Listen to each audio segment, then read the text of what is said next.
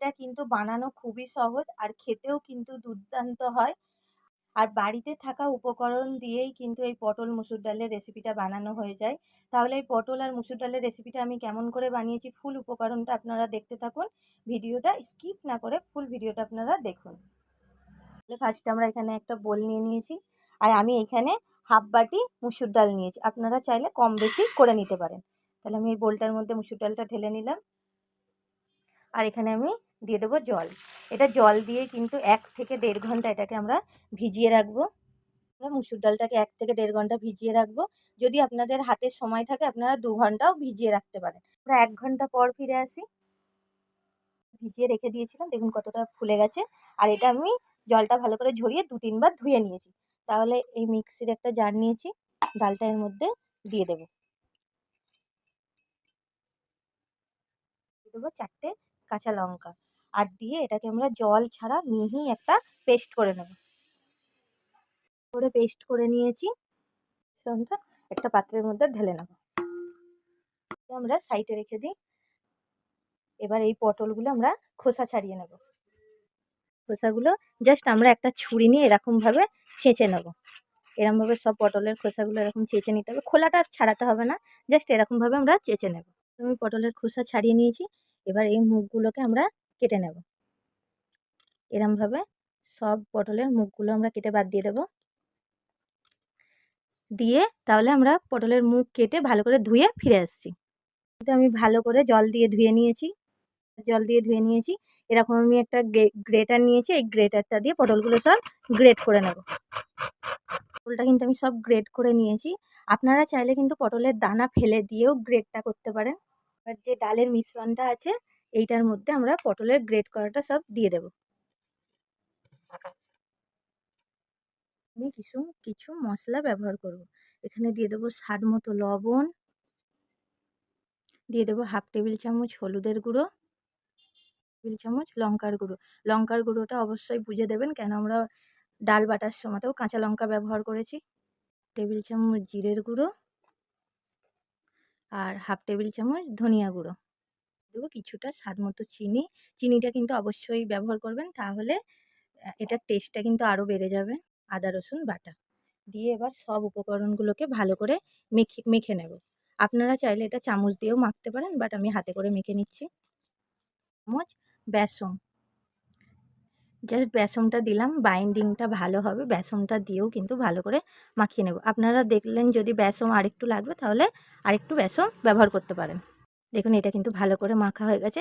Total কিন্তু আমি এখানে 4 চামচ বেসন ব্যবহার করেছি। এবার এটাকে আমরা সাইডে রেখে দেব। একটা মিক্সির জার নিয়েছি। এবার এর মধ্যে দিয়ে দেব একটা বড় সাইজের টমেটো আর একটা বড় সাইজের পেঁয়াজ। এবার এখানে দিয়ে দেবো আমি 4 টুকরো আদা আর 5 কোয়া রসুন। এবার এটাকে আমরা পেস্ট করে ফিরে আসছি। আমি পেস্ট করে নিয়েছি। চলুন তাহলে এবার মেন উপকরণে ফিরে যাই। মধ্যে কিন্তু কড়াই বসিয়ে দিয়েছি আর এতে দিয়ে দিয়েছি তেল গরম হতে। তেল কিন্তু ভালো করে গরম হয়ে গেছে। এবার আমি বড়াগুলো এর মধ্যে দিয়ে দেব। বড়াগুলো কিন্তু আমি দিয়ে ভেজে নেব। আপনারা চাইলে গোল শেপেও বানাতে পারেন বা একটু লম্বা লম্বা শেপেও বানাতে পারেন। এবার আমি সব বড়াগুলো এর মধ্যে দিয়ে দেব।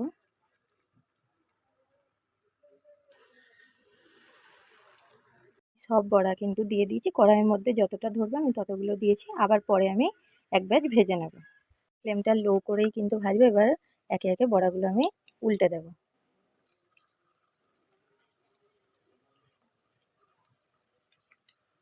সব বড়াগুলো কিন্তু উল্টে দেব।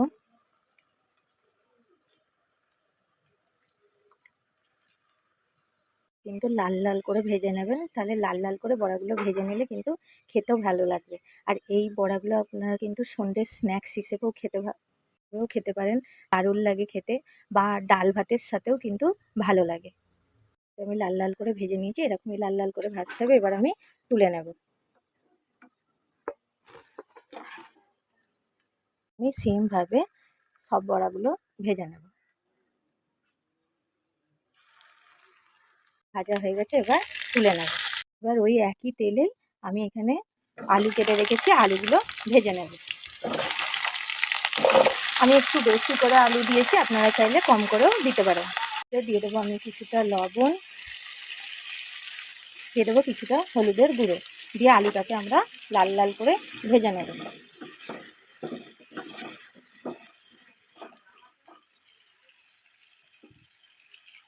আলুটা লাল লাল করে ভেজে নিই। আমরা কিন্তু আলুটাকে চাপা দিয়ে, তাহলে আলুটা কিন্তু তাড়াতাড়ি করে লাল লাল করে ভাজা হয়ে যাবে। চাপা দিয়ে তাহলে আমরা 2 মিনিট পর ফিরে আসছি। দেখুন আলু কিন্তু ভালো করে ভাজা হয়ে গেছে। এর মধ্যে কিন্তু আমি 2-3 বার আলুটাকে ভালো করে নেড়ে দিয়েছিলাম। লাল লাল করে ভাজা হয়ে গেছে, এবার তুলে নেব।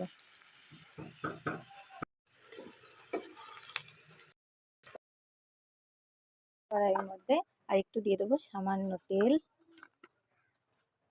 দিয়ে দেবো একটা তেজপাতা আর 2টো এলাচ মুখ ফাটিয়ে নিয়েছি, আর ছোট ছোট 2 টুকরো দারচিনি, আর দিয়ে দেব 2টো শুকনো লঙ্কা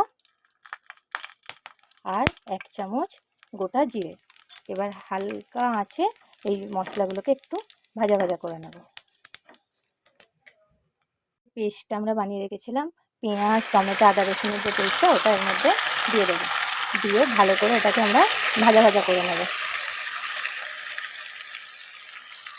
কিছু মশলা ব্যবহার করব, দিয়ে দেবো স্বাদ মতো লবণ, দিয়ে দেবো 1/2 টেবিল চামচ ধনিয়া গুঁড়ো, দিয়ে দেবো 1/2 টেবিল চামচ জিরের গুঁড়ো, স্বাদ মতো লঙ্কার গুঁড়ো, হলুদের গুঁড়ো। এবার সব মশলাগুলোকে একসাথে কষিয়ে নিতে হবে।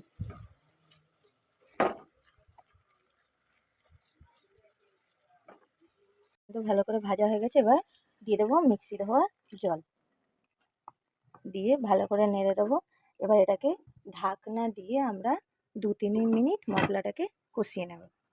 দেখুন মশলা কিন্তু ভালো করে কষানো হয়ে গেছে, আর মশলা থেকে পারফেক্ট তেল ছাড়তে শুরু করে দিয়েছে। এবার মশলাটা ভালো করে আমরা আরেকবার কষিয়ে নেব।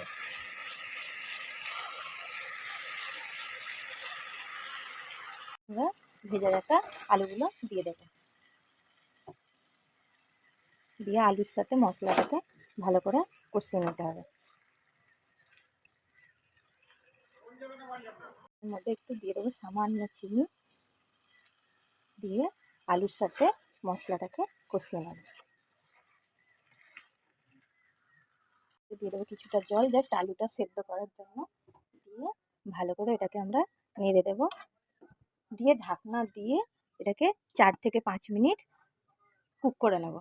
ঢাকনাটা খুলে দেখব, দেখুন মশলার সাথে আলু কিন্তু ভালো করে কষানো হয়ে গেছে। আলু কিন্তু ভালো করে কষানো হয়ে গেছে, আর একবার ভালো করে একটু কষিয়ে নেব। আবারও একটু কষিয়ে নিলাম ভালো করে।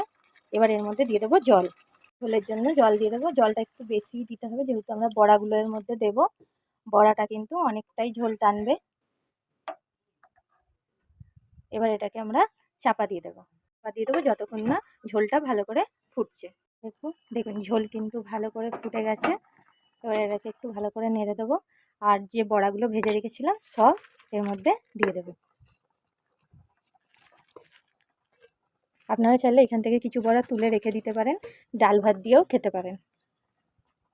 একটু নেড়ে দেবো, আর ঝোলের মধ্যে সব বড়াগুলোকে একটু ভালো করে ভিজিয়ে দেবো, দিয়ে এটাকে ঢাকনা দিয়ে লো টু মিডিয়াম ফ্লেমে এটাকে আমরা রান্না করে নেব।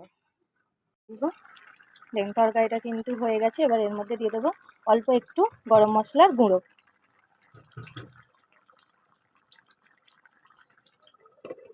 এবার আমরা গ্যাসের ফ্লেমটা বন্ধ করে দেবো, দিয়ে সার্ভ করে ফিরে আসছি। আমি কিন্তু সার্ভ করে ফিরে চলে এসেছি। কতটা ইয়ামি দেখতে লাগছে দেখুন, আর খেতেও কিন্তু দুর্দান্ত হয়। আপনারা নিরামিষ দিনেও বানাতে পারেন, তাহলে পেঁয়াজ আর রসুনটা তাহলে স্কিপ করলে আপনারা এটা নিরামিষ দিনেও খেতে পারবেন। আর কিন্তু ভাত, রুটি, পরোটার সাথেও আপনারা সার্ভ করতে পারেন। যাকে খাওয়াবেন সে কিন্তু বুঝতেই পারবে না যে পটল আর মুসুর ডাল দিয়ে এত সুন্দর একটা রেসিপি বানানো যায়। তাহলে এই মুসুর ডাল পটলের রেসিপিটা আপনাদের কেমন লেগেছে অবশ্যই কিন্তু কমেন্ট করে জানাবেন। সুস্থ থাকবেন, ভালো থাকবেন। আবার ফিরে আসবো অন্য কোনো দিন অন্য কোনো রেসিপির সাথে। আল্লাহ হাফেজ।